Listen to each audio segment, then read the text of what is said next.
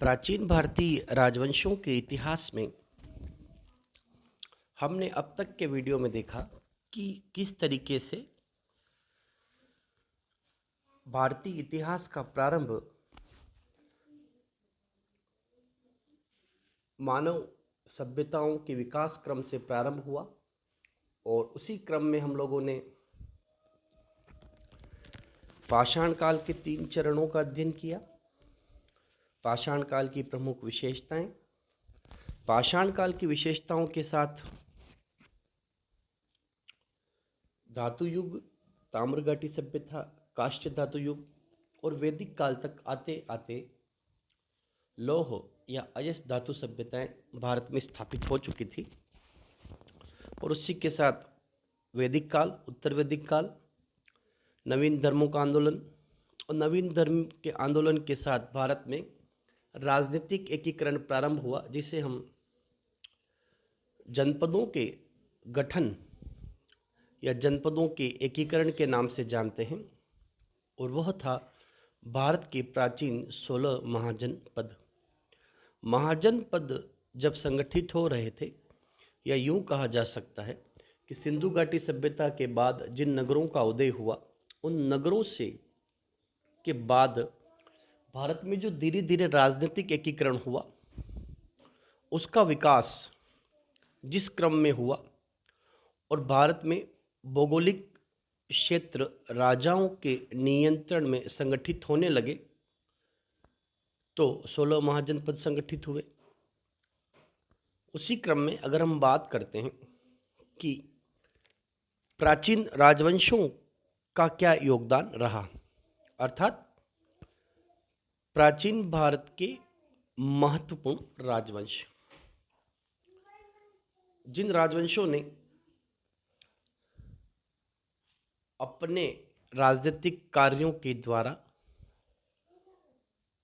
भारत में राजनीतिक एकता को स्थापित करने का प्रयास किया, विकेंद्रीकरण को समाप्त करते हुए केंद्रीय सत्ता को संगठित करने का जो कार्य किया गया, उसमें प्राचीन भारत के इन राजवंशों का महत्वपूर्ण योगदान था।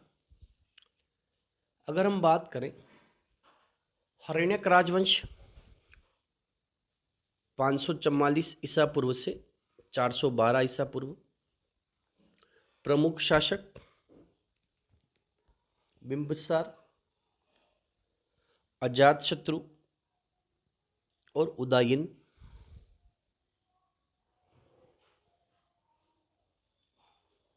शिशुनाग राजवंश दूसरा प्रमुख राजवंश 412 ईसा पूर्व से 342 ईसा पूर्व, प्रमुख शासक शिशुनाग और कालाशोक।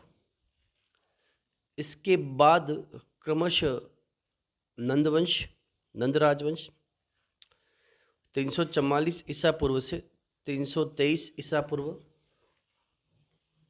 प्रमुख शासक गणानंद और महापद्मनंद। चौथा मौर्य राजवंश 322 ईसा पूर्व से 185 ईसा पूर्व,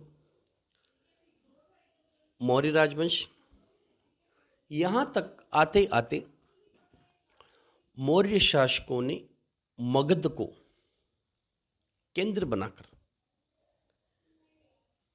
16 महाजनपदों के विकेंद्रीकृत शासन को एक भारतीय केंद्रीय सत्ता के रूप में स्थापित करने का जो कार्य किया गया, यह मौर्य शासकों के द्वारा किया गया।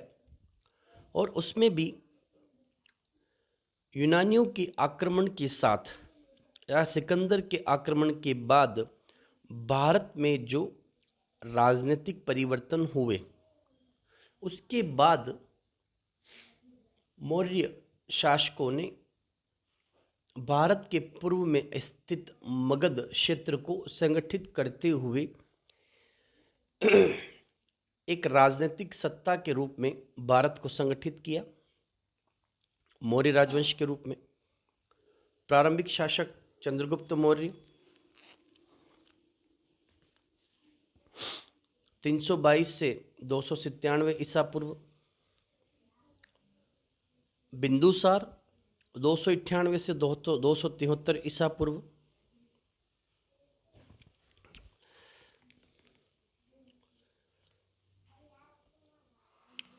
अशोक 269 269 से 223 ईसा पूर्व।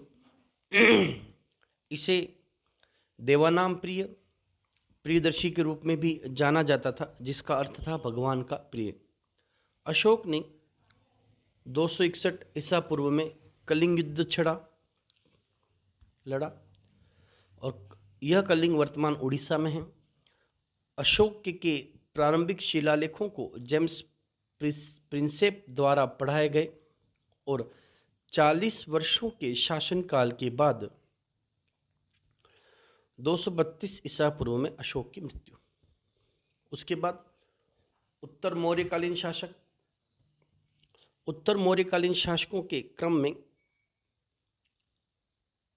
मौर्य या मगध कमजोर हुआ। उसके बाद भारत में शुंग राजवंश 185 ईसा पूर्व से 73 ईसा पूर्व तक, पुष्यमित्र शुंग, जिन्होंने पुनः जैन और बौद्ध धर्म की जगह वैदिक साम्राज्य को स्थापित करने का प्रयास किया। उसी क्रम में कण्व राजवंश 73 ईसा पूर्व से 28 ईसा पूर्व।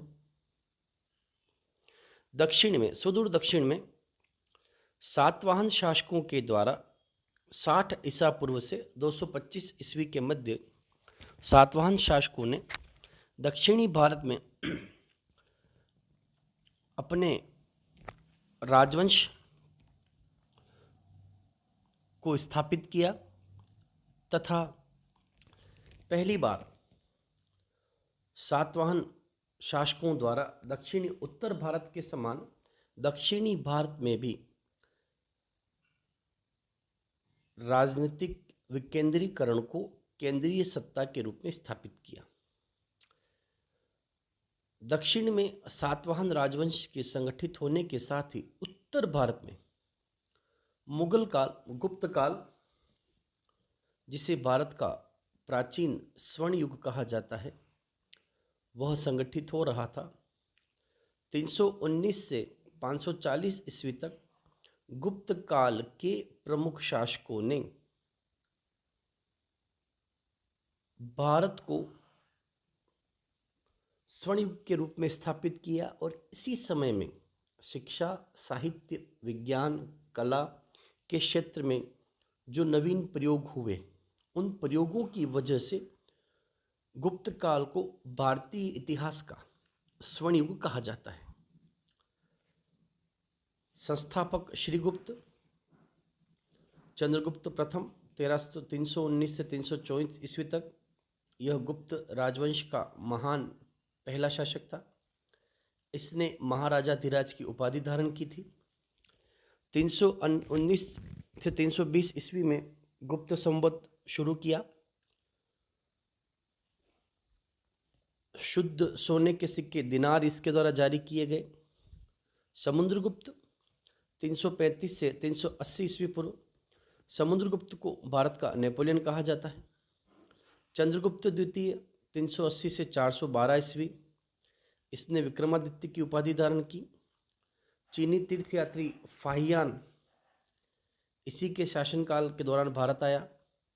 कुमारगुप्त 413 से 455 ईस्वी, इसने महेंद्रादित्य की उपाधि धारण की और प्राचीन नालंदा विश्वविद्यालय की स्थापना की। स्कंदगुप्त 455 से 467 ईस्वी पूर्व, इसके समय में महत्वपूर्ण घटनाक्रम हुए, महत्वपूर्ण कार्य हुए।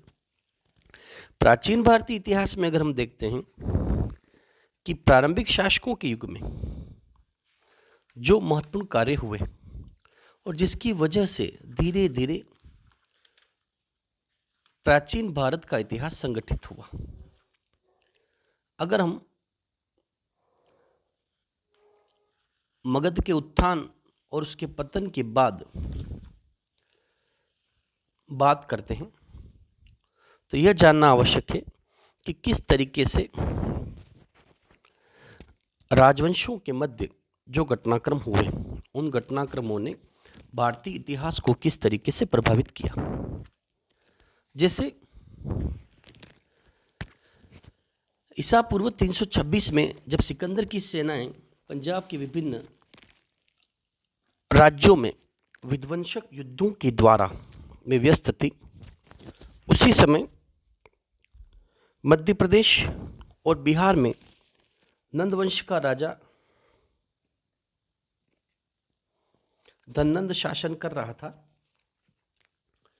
सिकंदर के आक्रमण से देश में एक नया संकट पैदा हो गया तथा धननंद का यह सौभाग्य था कि वह इस आक्रमण से बच गया। यह कहना कठिन है कि देश की रक्षा का मौका पड़ने पर नंद सम्राट मगध के शासक के पास विशाल सेना अवश्य थी, किंतु जनता का सहयोग उसे प्राप्त नहीं था।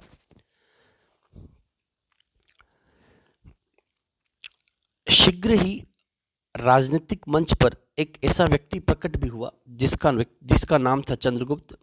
जस्टिन आदि यूनानी विद्वानों ने इसे सैंड्रोकोटस कहा है। विलियम जोस पहले विद्वान थे जिन्होंने सैंड्रोकोटस की पहचान भारतीय ग्रंथों में चंद्रगुप्त से की है। यह पहचान भारतीय इतिहास के तिथि क्रम की आधारशिला बन गई थी। चंद्रगुप्त के वंश और जाति के संबंध में विद्वान एकमत नहीं हैं।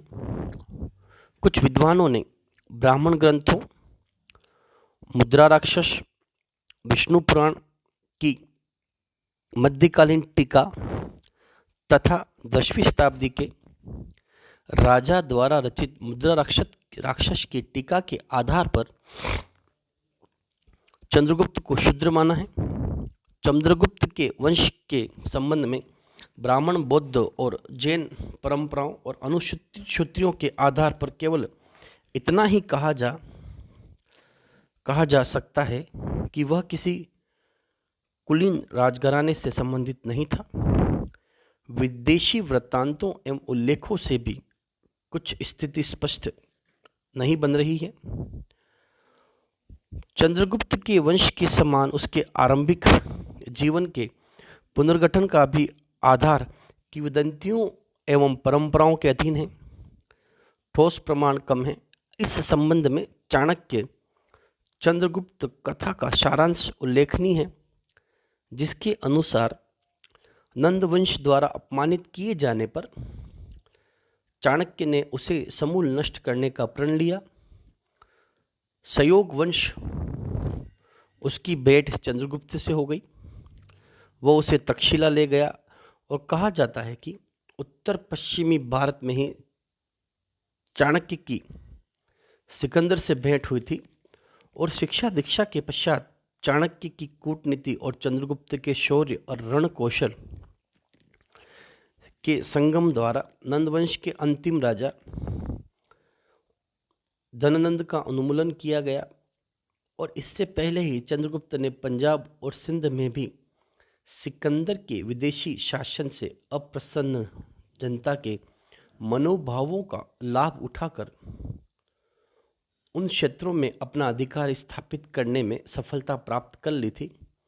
मौर्य सम्राट चंद्रगुप्त को नंदवंश के उन्मूलन तथा पंजाब सिंध में विदेशी शासन का अंत करने का श्रेय वरन उसने भारत के अधिकांश भाग पर अपना आधिपत्य स्थापित किया। प्लूटार्क ने लिखा है कि चंद्रगुप्त ने 6 लाख सेना लेकर समूचे भारत पर अपना आधिपत्य स्थापित किया। जस्टिन के अनुसार सारा भारत उसके कब्जे में था। महावंश में कहा गया है कि कौटिल्य ने चंद्रगुप्त को जम्बूद्वीप का सम्राट बनाया। प्लिनी ने, जिसका वृत्तांत मेगस्थनीज की इंडिगा पर आधारित है, में लिखा है कि मगध की सीमा सिंधु नदी है। पश्चिम में सौराष्ट्र चंद्रगुप्त के अधिकार में था। इसकी पुष्टि शक महाक्षत्रप रुद्रादमन के जूनागढ़ अभिलेख से होती है। मैसूर से प्राप्त कुछ शिलालेखों के अनुसार उत्तरी मैसूर में चंद्रगुप्त का शासन था। एक अभिलेख मिला है जिसके अनुसार शिकारपुर तालुके के नागरखंड की रक्षा मौर्यों के जिम्मे थी। यह उल्लेख 14वीं शताब्दी का है। अशोक के शिलालेखों से भी स्पष्ट है कि मैसूर मौर्य साम्राज्य का महत्वपूर्ण अंग था। प्लूकार्ट, जास्टिन, तमिल ग्रंथों तथा मैसूर के अभिलेखों से सम्मिलित प्रमाणों से स्पष्ट है कि प्रथम मौर्य सम्राट ने विंध्यकारी के काफ़ी भारतीय हिस्सों को अपने साम्राज्य में मिला लिया था। जिस समय चंद्रगुप्त मौर्य साम्राज्य के निर्माण में तत्पर था, सिकंदर का सेनापति सेल्यूकस अपनी महानता की नींव डाल रहा था। सिकंदर की मृत्यु के बाद उसके सेनापतियों ने यूनानी साम्राज्य की सत्ता के लिए संघर्ष हुआ, जिसके परिणाम स्वरूप सेल्यूकस पश्चिमी एशिया के प्रभुत्व के मामले में एंटीगोनस का प्रतिद्वंदी बना। ईस्वी पूर्व 312 में उसने बेबीलोन पर अपना अधिकार स्थापित किया। इसके बाद उसने ईरान के विभिन्न राज्यों को जीतकर बैक्ट्रिया पर अधिकार किया। अपने पूर्वी अभियान के दौरान वह भारत की ओर बढ़ा और ईस्वी पूर्व 305-304 में काबुल के मार्ग से होते हुए वह सिंधु नदी की ओर बढ़ा। उसने सिंधु नदी पार की और चंद्रगुप्त की सेना से उसका सामना हुआ। सेल्यूकस पंजाब और सिंध पर अपना प्रभुत्व पुनः स्थापित करने के उद्देश्य से आया था, किंतु इस समय की राजनीतिक स्थिति सिकंदर के आक्रमण के समय से भिन्न थी। पंजाब और सिंध अब परस्पर युद्ध करने वाले छोटे छोटे राज्यों में विभक्त नहीं थे, बल्कि एक साम्राज्य का अंग बन चुके थे। आश्चर्य की बात है कि यूनानी तथा रोमी लेखक सेल्यूकस और चंद्रगुप्त के बीच हुए युद्ध का कोई विस्तृत ब्यौरा नहीं देते हैं। केवल एप्पियानस ने लिखा है कि सेल्यूकस के सिंधु नदी पार की और भारत के चंद्रगुप्त से उसका युद्ध छिड़ा। अंत में उसमें संधि हो गई और वैवाहिक संबंध स्थापित हुए।